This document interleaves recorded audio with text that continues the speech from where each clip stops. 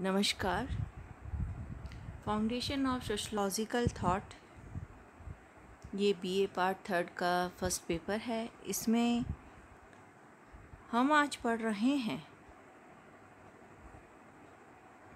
August Comte, life sketch and writings, जीवन चित्रण एवं कृतियाँ। मैं मीनू वॉल्टर, समाजशास्त्र विभाग से। आज हम पढ़ेंगे ऑगस्ट कॉम्ट का जीवन चित्रण एवं कृतियाँ। बोटोमोर ने कहा था कि समाजशास्त्र एक आधुनिक विज्ञान है जो एक शताब्दी से अधिक पुराना नहीं है। वास्तव में अन्य समाज विज्ञानों की तुलना में समाजशास्त्र एक नवीन विज्ञान है, एक विशिष्ट एवं पृथक विज्ञान के रूप में समाजशास्त्र की उत्पत्ति का श्रेय ऑगस्ट कॉम्ट को है। ऑगस्ट कॉम्ट का जन्म 19 जनवरी 1798 में फ्रांस के मॉन्टपेलियर नामक स्थान पर हुआ था। इनका परिवार एक कैथोलिक धर्म का अनुयायी था।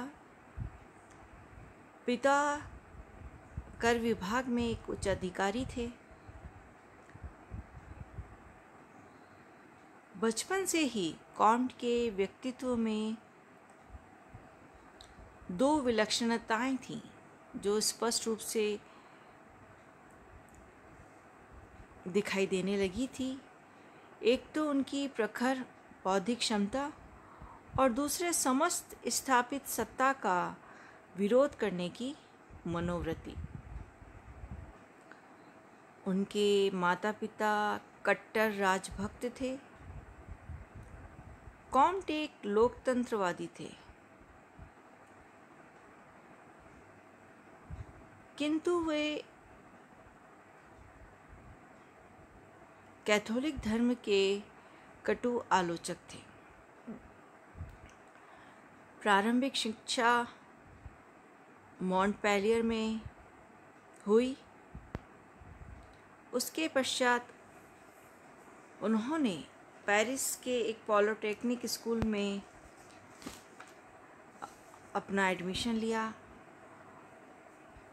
क्योंकि कॉम्ट एक प्रखर बुद्धि और विलक्षणताओं के कारण वे विद्यार्थियों में लोकप्रिय हो गए, और विशेषकर उस समय जब उस स्कूल के एक प्रोफेसर को निकाल देने पर उन्होंने एक आंदोलन किया और उस आंदोलन में सक्रिय रूप से भाग लिया। उन्होंने 13 वर्ष की आयु में ही अपने जो परिवार के उनके राजनीतिक और धार्मिक विश्वास थे उसे त्याग दिया था, और 14 वर्ष की आयु में कॉम्ट ने समाज का पुनर्निर्माण करना चाहा, और 16 वर्ष की आयु में तो वे गणित शास्त्र में लेक्चर देते थे। इस प्रकार उन्होंने विभिन्न रूप में यह प्रमाणित किया कि कॉम्ट एक साधारण व्यक्ति नहीं बल्कि एक निर्भीक और स्वतंत्र विचारक थे।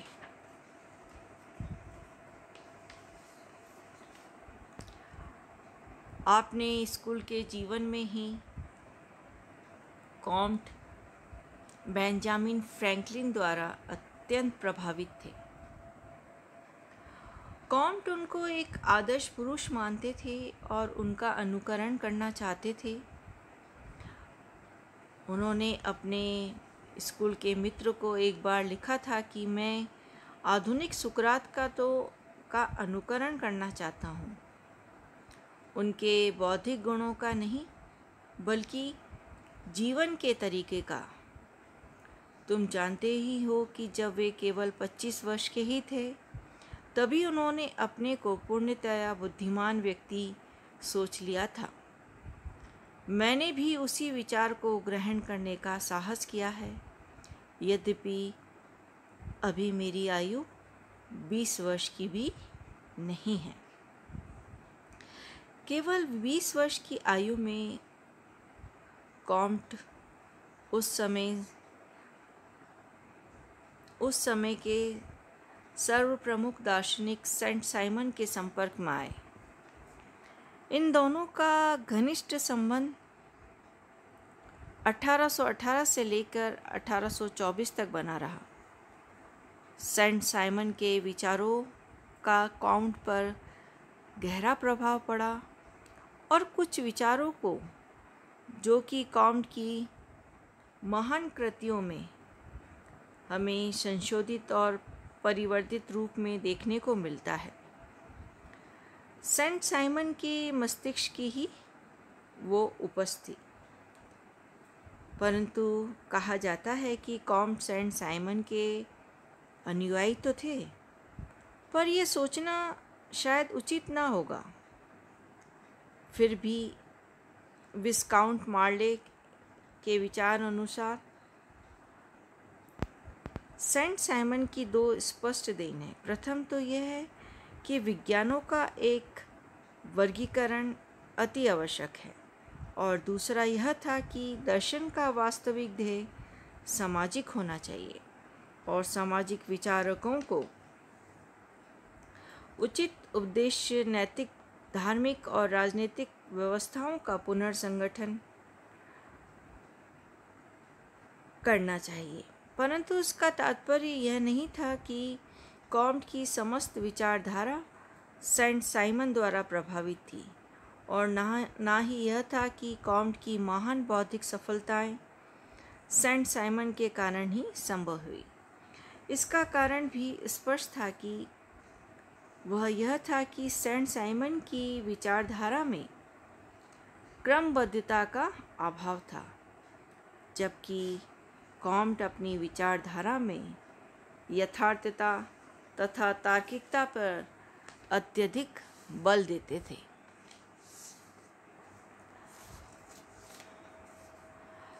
सन 1825 में कॉम्ट का जीवन एक कष्टदायी अध्याय प्रारंभ हुआ। उनका वैवाहिक विवाह कैरोलिन मैसिन से हुआ, जो एक झगड़ालू प्रवृत्ति की महिला थी। इस कारण से उनका वैवाहिक जीवन सही तरह से नहीं चल पाया और 1842 में उनका तलाक हो गया। आपने अपने दुख को भुलाने के लिए अपने आप को लेखन कार्य और अध्यापन में लगा दिया, और उसके पश्चात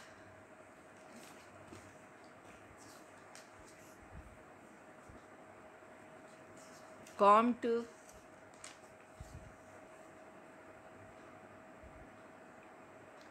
विभिन्न इंस्टीट्यूट में जाकर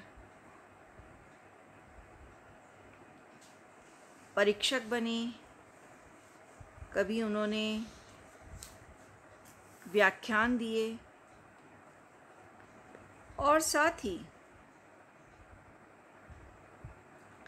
अत्यधिक परिश्रम के कारण उन्हें एक भयानक मानसिक रोग से भी गुजरना पड़ा, और यह उनके जीवन में 1 वर्ष तक रहा, और 1 वर्ष के पश्चात वो इस मानसिक रोग से ठीक हुए। कॉम्ट एक विलक्षण प्रतिभा व क्षमता के धनी थे, बौद्धिक विचारक थे, जिसका परिचय उनकी रचनाओं में देखने को मिलता है। समाजशास्त्र के जन्मदाता August Comte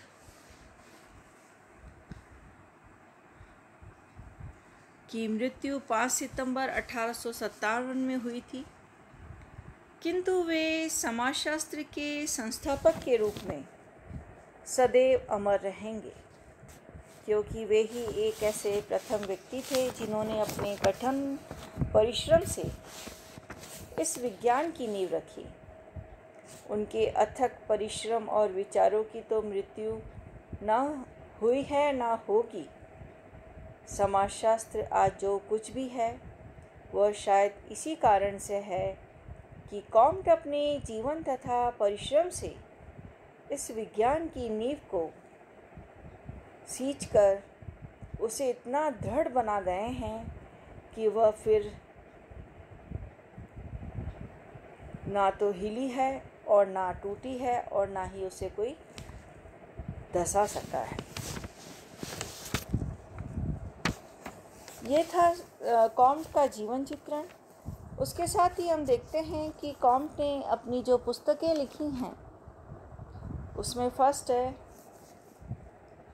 the prospectus of the scientific work required for the reorganisation of the society. यह पुस्तक 1822 में प्रकाशित हुई थी। यह उनकी सबसे पहली रचना थी और उसकी भूमिका भी सेंट साइमन ने लिखी थी। यह उनके सामाजिक दर्शन का प्रारंभ माना जाता है। इसमें कॉम्ट ने सामाजिक सुधार एवं समाज के पुनर्निर्माण की एक महत्वपूर्ण योजना प्रस्तुत की थी, जो तकनीकी कुशलता और सामाजिक नैतिकता के विकास का एक महत्वपूर्ण आधार प्रदान करती है। तो यह पुस्तक उनकी पहली पुस्तक थी जिसमें उन्होंने सामाजिक दर्शन का प्रारंभ माना जाता है और सामाजिक सुधार और समाज का पुनर्निर्माण में क्या क्या योजना बनानी चाहिए उसका ये आधार प्रस्तुत करता है। दूसरी पुस्तक है the course of positive philosophy. यह जो पुस्तक है वो 1830 से लेके 1842 तक लिखी गई। ये इसके जो 6 पार्ट्स हैं, पहला जो पार्ट था वो 1830 में प्रकाशित हुआ और जो आखिरी 6 वाला जो पार्ट था वो 1842 में पब्लिश हुआ। इस पुस्तक की रचना कॉम्ट ने अपने कष्टमय विवाहित जीवन के समय की थी और इसमें वे गूढ़ चिंतन, साहस और तर्कपूर्ण अभिव्यक्ति एवं वैज्ञानिक विश्लेषण की प्रस्तुत करते हैं।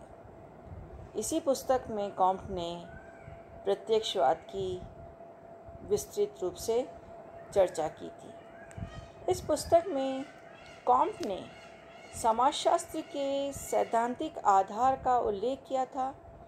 इसमें विज्ञानों का वर्गीकरण, समाजशास्त्र की आवश्यकता, प्रकृति तथा चिंतन की 3 अवस्थाओं का भी उल्लेख किया था। नेक्स्ट पुस्तक है सिस्टम ऑफ पॉजिटिव पॉलिटी। ये 1851 से 54 के बीच में लिखी गई थी। इसमें कॉम्ट के विचारों को हम परिपक्व रूप में देख सकते हैं। इसमें उन्होंने मानवीय और सामाजिक प्रकृति के आधार पर मानवीय इतिहास में एकता को दर्शाया है। यह कृति 1851 से 1854 के बीच में 4 खंडों में प्रकाशित हुई और इस पुस्तक में कॉम्ट ने अपना जो थ्योरेटिकल व्यू का एनालिसिस के साथ साथ सोशल रिफॉर्मेशन की एक व्यवहारिक योजना को प्रस्तुत किया। इसमें कॉम्ट ने